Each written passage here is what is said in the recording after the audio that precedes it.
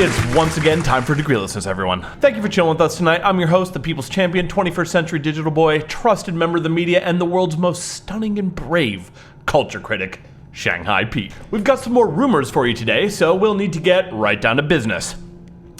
Oh no. Send help, they're gonna ruin it. Or rather, they already did ruin it with Resident Evil 3 and are now lubing up to defile the corpse.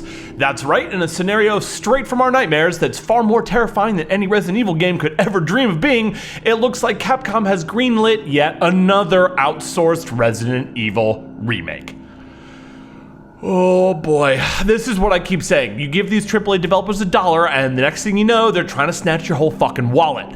Admittedly, we here at Degreelessness do share some blame in this case since we really like the RE2 remake, but our personal shame aside, the point stands.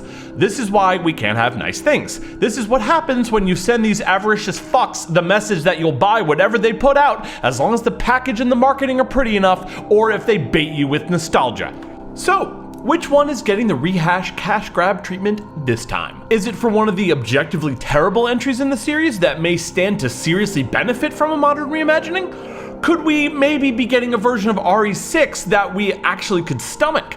Or maybe a version of RE5 that's actually scary and uses something other than mud for its set pieces? What about Code Veronica? Could we be about to see a high-res version of Claire back in center stage? Nope, nope, and fuck you. In an article by VGC, they report that multiple development sources have told them it's going to be Resident Evil 4. Yep, you heard that right. Capcom's highest rated game of all time that sold over 7.5 million copies, they've decided it needed to be remade. Is that a joke? Or rather, they decided that they could definitely make a lot of money by outsourcing a remake of it. Whether or not they have any real intention of attempting to improve it remains to be seen, but I doubt it. I also have to wonder how much it would even be possible to realistically improve on a game critically rated at 96, but more importantly with a 9.2 user score. There's the saying in battle rap, don't fuck up a classic. And we all saw what happened when Square tried to improve on Final Fantasy VII. Yikes. Not surprisingly, the original game director, Shinji Mikami, declined an approach to lead the project himself. Gee, I wonder why. Though it is said that the remake has his blessing, curious term that, intentionally nebulous while providing a cursory appearance of consent and support. Interesting. According to this article by VGC, the lucky recipients of this outsourced contract are a studio called M2. They've had a long and glorious history dating all the way back to 2018. But they have many former Platinum and Capcom employees there, so they must be good, right? Their latest claim to fame appears to be contributing to the masterwork of game dev genius known as the Resident Evil 3 remake. I believe the discerning and professional critics here at Degreelessness gave that illustrious addition to the RE legacy a ballsack out of 10. Sounds like we're off to a great start, boys! Though in the 15 years since its initial GameCube release, while RE4 has been ported and remastered literally dozens of times, it's never been fully remade. It's Capcom's Skyrim, basically.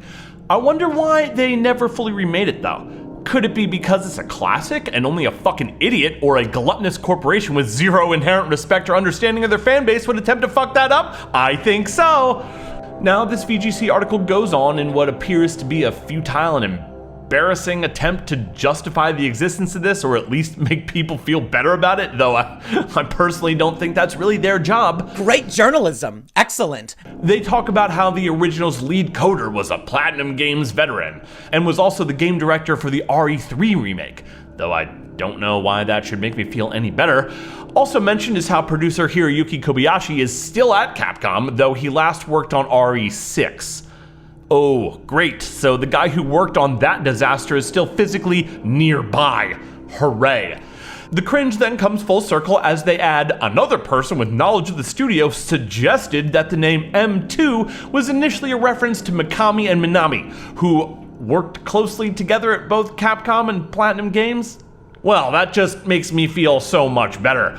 Lastly, they say, although many original RE4 team members remain at Capcom, it's unclear whether they have any involvement with M2's project. Unclear, or they definitely don't. I wonder. One person with knowledge of the development told VGC that the remake is being directed by a newcomer to the series. Oh well, more good news. The article then goes on to talk about RE8 rumors and summarize the accomplishment and claims to fame of the original RE4, all of which I'm sure most of you are no doubt familiar with, so I see no need to repeat that here. This is a gaming commentary and news channel, not a mouthpiece for the industry establishment. A small but nonetheless important distinction, I think, that so many other content creators seem to mysteriously forget whenever their sub counts start rising. Interesting. Nevertheless, it does seem that Capcom is apparently doing what we were all terrified they may do, the beginning of which we saw in the RE3 remake. Encouraged by the largely positive reception of the RE2 remake, looks like they've now decided to go full-on 2020 games industry with it, plowing ahead with reckless disregard for the reverence with which these beloved games are looked upon by fans and customers. If ever there was a case that would prove once and for all that remakes, for the most part, are always cash grabs first and sincere attempts to improve on beloved games for the sake of loyal customers very much second, I would think that this is it. I mean, you know, assuming that that case wasn't just made by Square Enix and their apocryphal FF7 remake. But hey, maybe it's not all bad, right? Maybe I'm wrong. Maybe I'm just a hater and they're gonna pull off a miracle and somehow turn a 96 into 100. Admittedly, at least in my likely flawed or biased opinion, they did pull that off with RE2, though it should be pointed out that there was certainly a lot more obvious improvement possible in that game.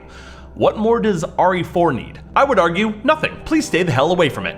But I suppose if they did absolutely nothing but retexture it in a modern engine, no, okay, maybe that would be pretty cool. But what are the chances of that?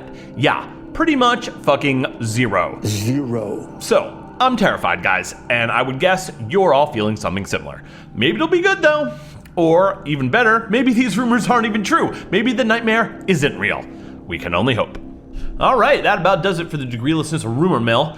Thank you so much for chilling with us. We love you today. We love you all the way. We hope you, your friends, your family, you're all staying inside, that you're safe and you're healthy. We wish you all the very best.